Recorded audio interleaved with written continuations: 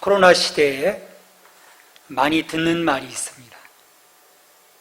뉴 노멀이라는 말이죠. 사회 전반적으로 새로운 기준이나 표준이 보편화되는 현상을 의미합니다. 보통 새 기준, 새 일상이라고 말을 합니다.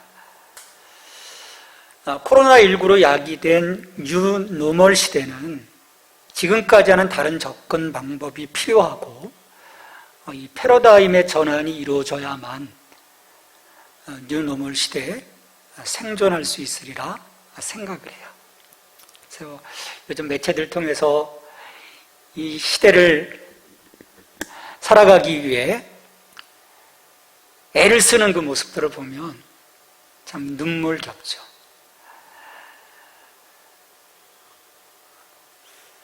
근데 과연 교회는 이 뉴노멀 이 시대에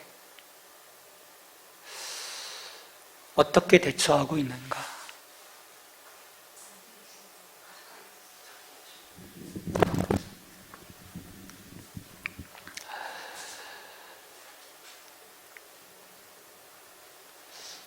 이 코로나19 시대에 이 교회가 어떻게 자리매김해야 하는가? 가뜩이나 교회를 바라보는 세상의 시선이 곱지 않죠.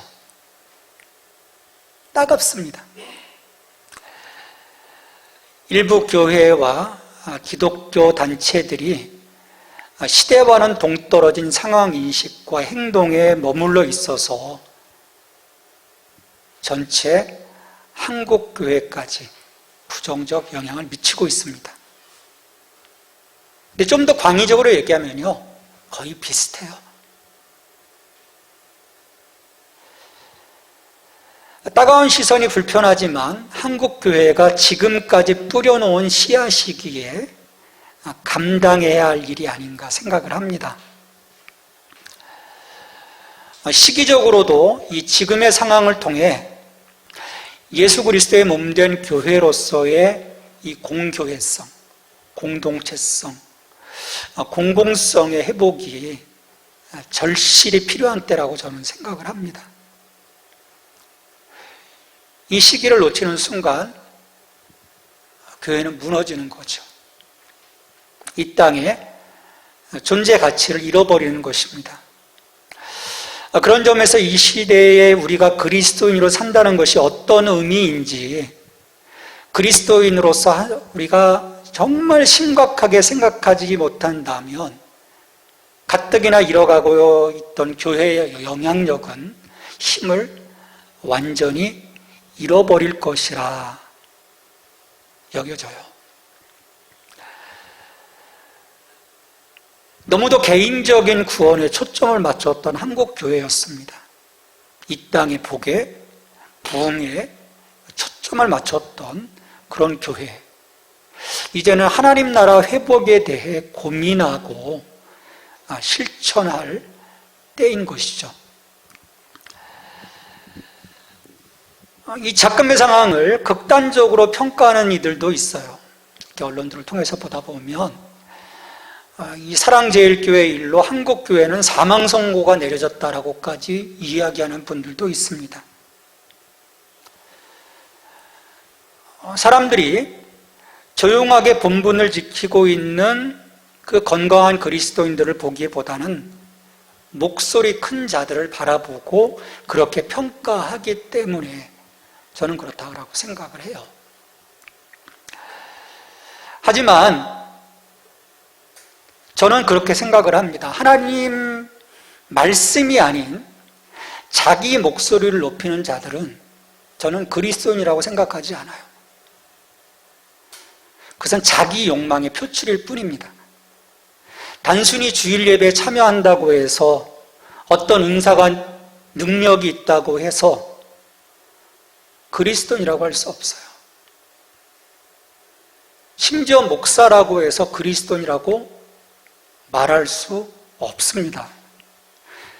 우리가 그리스도인이라는 것을 어떻게 알 수 있을까? 내가 그리스도인이라고 말하는 사실만 가지고 그리스도인이라고 우리가 인정받을 수 있을까?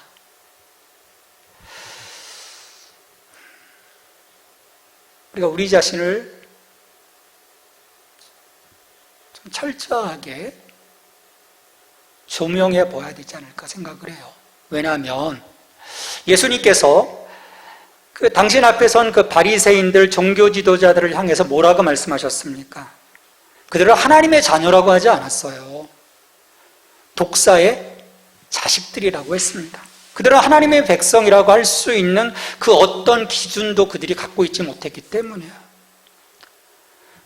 거룩한 것처럼 보였지만 하나님 말씀을 행하는 것처럼 보였지만 그들의 머릿속에 말씀이 새겨져 있는 것처럼 보였지만 예수님이 볼 땐 그건 다 가짜였던 거예요. 아니 심지어 독사의 자녀였던 거예요.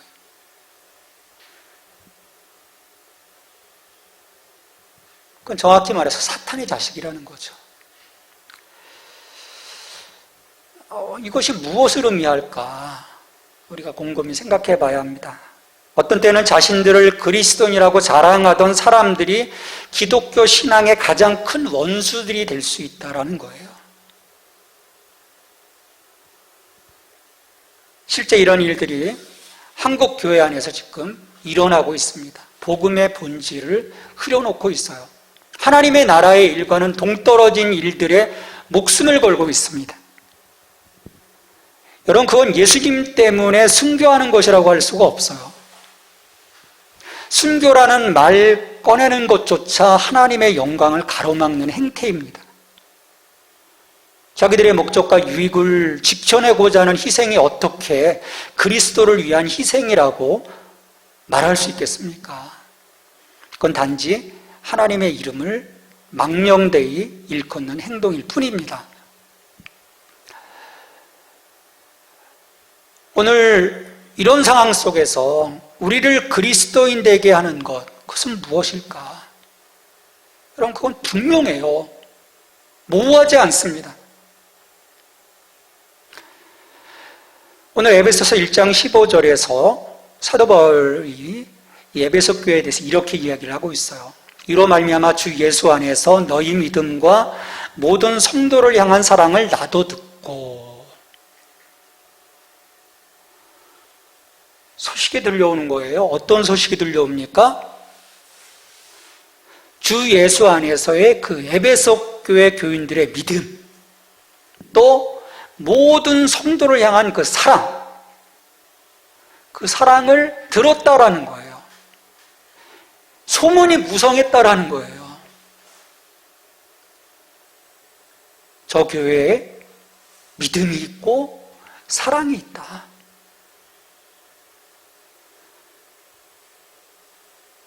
이 두 가지가 바울로 하여금 그들이 참된 그리스도인들이라고 확신하게 만들었던 거죠. 이건 바울에게뿐만 아니라 그 당시 에베소 교회 다른 일반적인 사람들에게도 이런 모습들이 비춰졌을 것입니다. 여기서 바울은요, 그들의 믿음이 누구에 대한 믿음인가를 분명히 하고 있습니다. 주 예수 안에서 너희 믿음을 들었다라고 말해요. 이것은 너희 중에 있는 주 예수를 믿는 믿음이다라고 우리가 번역해 볼 수 있습니다. 우리의 믿음은요, 어떤 이념도 신념도 아닙니다. 물론 사람에 대한 믿음도 아니에요. 종종 사람들은 착각합니다. 자신의 이데올로기에 대한 신념을 믿음과 결부시켜버려요. 이것이 절대적 맹신류로 변해서 고집스러운 존재, 다른 사람들의 말에 어떤 상황 속에 귀를 기울이지 않는 답답한 존재로 변질되어져 가는 겁니다. 우리의 믿음의 대상은요, 분명합니다. 예수 그리스도이십니다. 그분의 하나님 아들 되심과 나를 위한 십자가, 부활, 그것을 믿는 것이에요. 그래서 내가 그리스도를 믿는다고 하는 것은 그분을 신뢰함으로 자신의 삶과 사고방식의 중심에 주 예수 그리스도를 모시는 것입니다. 다른 것들이 껴들어오는 것이 아니에요. 다른 어떤 가치, 다른 이데올로기가 끼어들어와 나를 좌지우지하는 것, 그것이 우리의 믿음이 아닌 것입니다. 오직 예수 중심에 하나님 나라, 그 통치하심, 그 예수 그리스도 안에서 온 만물을 통일하게 하시는 그 하나님의 일을 이루어 가시는 그 정점에 서 계신 예수 그리스도, 그분의 가치, 그분의 통치, 그 모든 것 속에 그분 중심의 삶을 살아가는 것, 그것이 우리가 그리스도인인 거예요. 사도 바울은 갈라디아서 2장 20절에 고백합니다. 내가 그리스도와 함께 십자가에 못 박혔나니 그런즉 이제는 내가 사는 것이 아니요 오직 내 안에 그리스도께서 사시는 것이라. 이제 내가 육체 가운데 사는 것은 나를 사랑하사 나를 위하여 자기 자신을 버리신 하나님의 아들을 믿는 믿음 안에서 사는 것이라. 여러분은 그리스도가 나의 모든 것 되시고 모든 것을 충만하게 하시는 분이심을 믿으십니까? 내가 예수께 사로잡혀 있습니까? 모든 것이 그리스도 안에서 출발되는 거예요. 그렇지 않으면 거짓 그리스도인입니다. 거짓 그리스도인인 거예요. 그래서 우리는 우리 자신의 믿음을 점검해 보아야 합니다. 내가 나의 어떤 신념을 붙잡고 이것이 믿음이라고 하는 것은 아닌지, 내가 누군가 어떤 사람을 맹신하고 있는 것은 아닌지,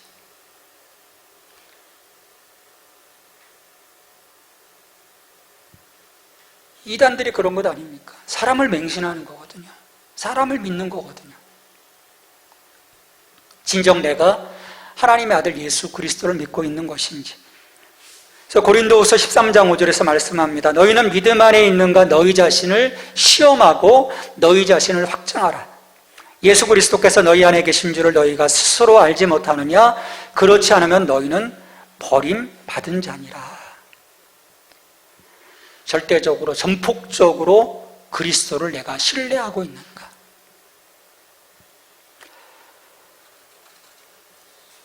일단 우리가 그리스도를 믿는다고 하는 것은요, 그리스도께서 나를 구하려고 이 세상에 오셨음을 믿는다는 의미입니다.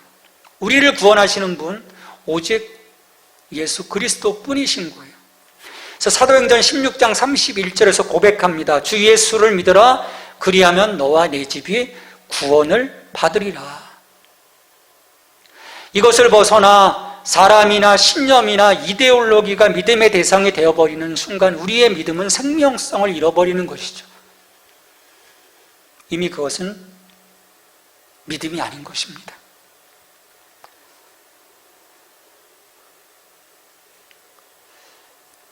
바울은 이처럼 에베소 교회에 주 예수 안에서의 믿음을 들었다라고 얘기를 해요. 그리고 이 믿음이 있을 때 내가 하나님의 사랑, 또 하나님을 사랑함으로 인해 이웃을 향한, 세상을 향한 그 결과로서의 사랑의 삶이 이어져 가게 되는 거죠. 그래서 사도 바울은 이 믿음과 함께 주 예수 안에 이들의 믿음과 또 모든 성도들을 향한 사랑을 언급을 합니다. 에베소에 있는 그리스도인들은요, 모든 성도를 향한 사랑이 풍성했던 거예요.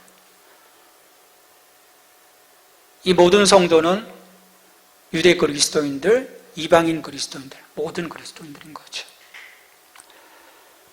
그러니까 에베소 교회의 어떤 그 사랑의 모습은 어떤 특수한 사회적 영역에 속한 사람들만을 사랑하지 아니하였다라는 거예요.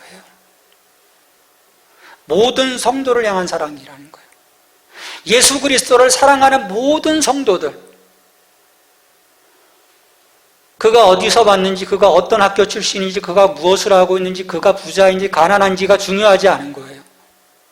그가 예수 그리스도를 믿고 있는가? 그가 예수 안에 있는가?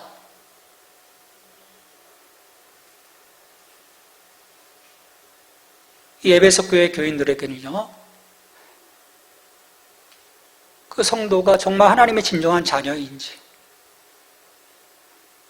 그리스도 안에서 한 믿음의 고백, 한 성령 안에서 형제 자매 된 것인지가 중요한 거죠.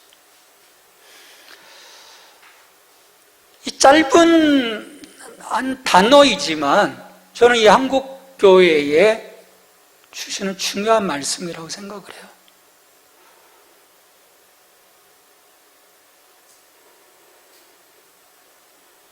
지금 한국교회 안에서는요, 코로나19 이전도 그랬지만 분열과 갈등이 더욱 심화되고 있습니다.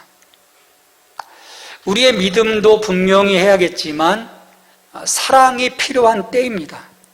여러분, 고린도전서 13장에서 사랑에 대해서 말씀하면서 뭐라고 이야기하고 있습니까? 나는 믿음을 가지고 있다고 말하고 있지만, 어떤 비상한 은사를 가지고 있다고 말하지만 사랑이 없으면 우리는 꽹과리와 같다. 그 모든 것이 소용이 없다라고 말을 합니다.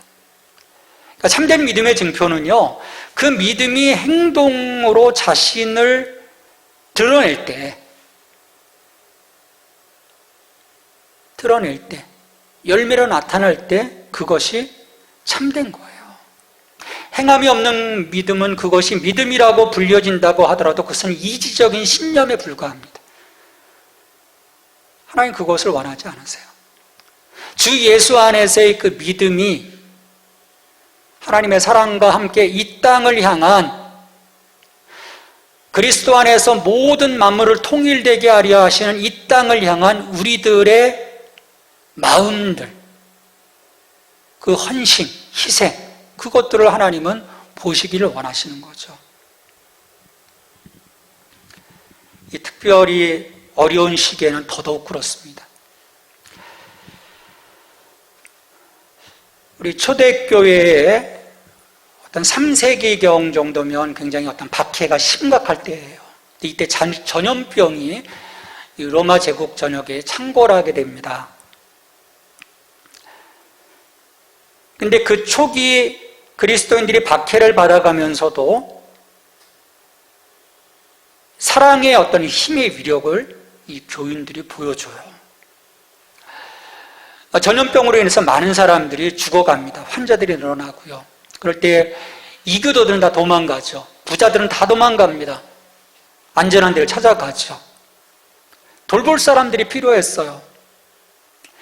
그때 북아프리카의 교부였던 키프리안이 그리스도인의 그 공동체에 저들의 소명에 신실해야 한다라고 설교를 합니다.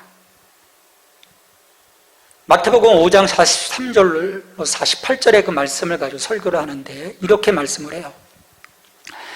우리가 단지 우리 그리스도인들만을 소중히 여기고 우리끼리만 자비를 베푼다면 그것은 놀라운 일이 아니지만 세리나 이교도들이 하는 것 이상으로 선으로 악을 이기고 하나님께서 관용을 베푸신 것 같이 관용을 베풀고 원수조차도 사랑하며 주님께서 권고하시는 대로 핍박하는 자의 구원을 위해서 기도한다면 우리는 온전하게 될 것입니다. 하나님께서는 변함없이 태양을 떠오르게 하시며 비를 내리셔서 씨앗들을 기르시고 이러한 모든 선하심을 그의 백성들에게 보이실 뿐만 아니라 이방인들에게도 그렇게 하십니다. 만일 누가 하나님의 아들이라고 고백한다면 그 사람은 아버지를 본받아야 함이 마땅하지 않겠습니까? 키프리아는 전염병에 돌고 있는 이 위협한 이 상황 속에서 그리스도인들이 사랑을 실천하라고 소리 높였던 거예요. 그들이 처한 상황 속에서 이교도들과는 다르게 행동하라고 가르쳤던 것입니다. 그래서 많은 그리스도인들이 자신의 위험을 감수하면서 동료 그리스도인만 아니라 이교도들에게도 지극한 사랑을 베풀어요. 그리스도인들은 죽음에 대한 두려움 없이 사랑을 실천했습니다. 키프리안도 결국 감염이 되어서 죽게 돼요. 이러한 그 위험과 죽음을 불사하고도 실천했던 이 형제 사랑으로 인해서 이들에게는요, 영예로운 이름이 붙여져요. 헬라어로 파라볼라 노이라는 말이에요. 위험을 무릅쓰는 자들, 위험을 무릅쓰는 자들이라는 명칭이 붙습니다. 파라볼라 노이. 3세기 당시 기독교 공동체가 파라볼라 노이라고 불렸다는 것은요, 기독교가 재난 속에서도 자기 희생적 사랑을 실천했다는 중요한 증거입니다. 감염될 위험 앞에서도 병든 이들을 돌보았던 이들에 의해 많은 이들이 목숨을 구했어요. 그리고 이 위기 상황을 통과하면서 이교도들은 기꺼이 신자가 되기를 자청을 합니다. 왜 그렇습니까? 그리스도인들의 참 사랑을 보았기 때문이에요. 그래서 예수님 말씀하신 거예요. 요한복음 13장 34절 35절에서 새 계명을 너희에게 주노니 서로 사랑하라. 내가 너희를 사랑한 것 같이 너희도 서로 사랑하라. 너희가 서로 사랑하면 이로써 모든 사람이 너희가 내 제자인 줄 알리라. 우리의 사랑을 통해서, 우리의 섬김을 통해서, 우리의 희생을 통해서 주님이 드러나는 것입니다. 주님이 영광 받으시는 거예요. 현재 방역 2단계로 2주간 온라인 예배를 교회가 드립니다. 이것을 불편해하는 교회들이 많이 있어요. 그러나 지금의 상황은요, 예배를 드리지 못한다는 이유로 불만을 이야기할 때가 아닙니다.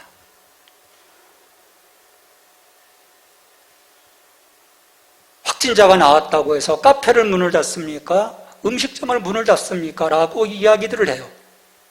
여러분, 교회가 카페입니까? 여러분, 교회가 음식점입니까?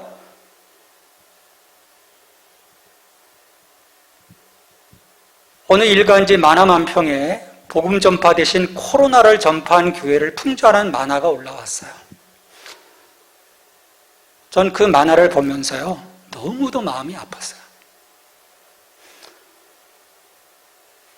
복음 전파 대신 코로나를 전파한다. 물론 소수의 교회들에 의해서 이루어진 일들일 뿐입니다. 근데 세상은 교회를 그렇게밖에 보지 못해요. 저는 그 원인을 자기 인식 속에서 찾고자 해요. 교회를 카페 수준으로, 교회를 음식점 수준으로 생각하고 있는 한 교회는 늘 손가락질을 당할 것입니다. 며칠 전 수도권 한 교회에서 교인 3분의 1이 감염되는 일이 생겼어요. 자그마한 교회였어요. 한 20명 정도가 감염이 됐어요. 목사님을 비롯해서. 교회 관계자가 하는 말이, 인터뷰를 하는데, 방역 지침을 잘 따랐는데 어떻게 이런 일이 우리에게 벌어졌는지 모르겠다고 하는 인터뷰를 들었습니다. 여러분, 안타까운 것은요, 공동체가 아무리 잘하려고 해도 소수의 방심의 공동체를 위험에 빠뜨리는 경우들이 있다는 점입니다. 나에 대한 애정만큼 다른 지체에 대한 애정을 갖고 있다면 세심한 행동을 이어갈 수 있을 것입니다. 무엇보다도 교회는 다양한 공동체와 연결되어 있습니다. 교회가 뚫리면 지역의 많은 공동체가 실은 무너져요. 이기적인 마음으로 우리가 세상과 척지기보다는 세상의 걱정과 염려를 덜어주는 선한 이웃으로서의 교회가 되어야 할 것입니다. 그러기 위해서는 사회를 향한 교회의 배려와 섬김, 희생이 우선되어야 합니다. 걸림돌이 된다고 생각한다면 교회는 설 자리를 잃어버리고 마는 것이죠.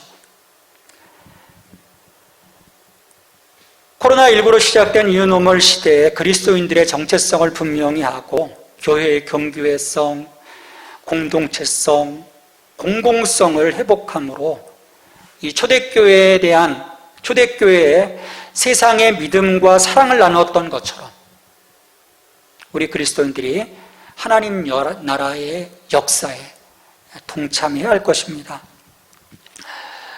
오늘 우리가 그리스도인으로 살아간다는 것은 쉬운 길이 아닙니다. 그렇다고 여기서 멈출 수는 없어요. 하나님께서 우리에게 베풀어 주신 그 하늘의 신령한 복이 어떤 것인지, 또 하나님이 우리를 위해서 무엇을 행하셨는지 본 우리에게 더더욱 그렇습니다. 이제는 우리의 믿음을 공고히 하고 교회 공동체를 향한 사랑의 마음과 나아가 우리 이웃을 향한 사랑과 긍휼, 희생의 마음을 가지고 세상으로 더욱더 한 걸음 한 걸음 나아갈 수 있기를 바랍니다. 새로운 시대에도 우리가 복음의 본질을 놓치지 않고 우리의 믿음의 대상인 예수 그리스도를 우리가 바라보면서 이웃을 향한 사랑의 진정성을 품고 간다면 세상은 다시금 교회의 올바른 소문에 귀를 기울이게 될 것입니다.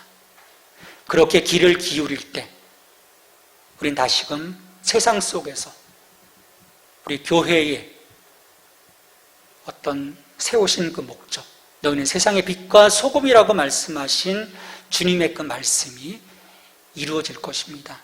우리가 그때를 위해서 더욱더 기도하고 우리의 삶을 돌아보고 우리의 믿음을 점검하며 이 어려운 때를 함께 이기며 나갈 수 있게 되기를 주님의 이름으로 축원합니다. 우리 함께 기도하겠습니다. 기도할 때 주님, 우리의 믿음을 지켜주시고 또 이 엄중한 때 우리의 삶을 다시금 돌아보게 하시고 교회가 공적 교회로서 이 땅에서 정말 자리매김할 수 있도록 도와주시옵소서. 우리 같이 기도하고요, 신앙 고백하겠습니다. 하나님 아버지, 오늘도 우리 함께 하심을 감사드립니다. 우리 안에 함께 하시는 주님이십니다. 우리의 그 믿음의 고백이 더욱더 분명하게 하여 주시고 모든 것이 주님 중심의 하나님 그 삶으로 우리의 회복이 이루어질 수 있도록 도와주시옵소서. 나의 욕심, 나의 야망, 나의 이 모든 것들을 내려놓게 하시고 주님이 영광 받으시는 그 자리가 되어지기를 원합니다. 이 코로나19로 시작된 이 뉴노멀 시대에 하나님 우리의 정체성을 분명히 할 수 있기를 원합니다. 교회의 공교회성을, 하나님 공동체성을, 공공성을 회복함으로써 하나님, 너희는 세상의 빛과 소금이라고 말씀하신 것, 하나님 그 영향력이 다시금 새로워질 수 있기를 원합니다. 주님, 어려운 이 코로나19의 상황, 많은 그 확진자들이 나오는 이 상황 속에서 주님, 교회가 더욱더 기도하게 하시고 이 세상을 품고 나갈 수 있도록 하나님 역사하여 주시옵소서. 오 주님, 회복시켜 주시옵소서. 구원하여 주시옵소서. 오 주님, 도와주시옵소서. 하나님 함께하여 주시옵소서. 우리가 거듭나게 하시고 새로워지게 하시고 이 땅에 세우신 교회의 목적을 온전히 이뤄나갈 수 있는, 함께 이 코로나의 어려운 상황들을 이기며 나갈 수 있도록 도와주시옵시고 우리의 마음에 그 이기적인 그 마음들 내려놓게 하시고 주님, 초대교회가 파라볼라 노이라고 불렸던 것처럼 이 염을 무릅쓰고라도 사랑으로 이 세상을 품을 수 있는, 세상이 감당할 수 없는, 손가락질하지 못하는 하나님 예수 그리스도께서 세워주신 이 교회 되게 하여 주시옵소서. 예수님의 이름으로 기도합니다. 아멘.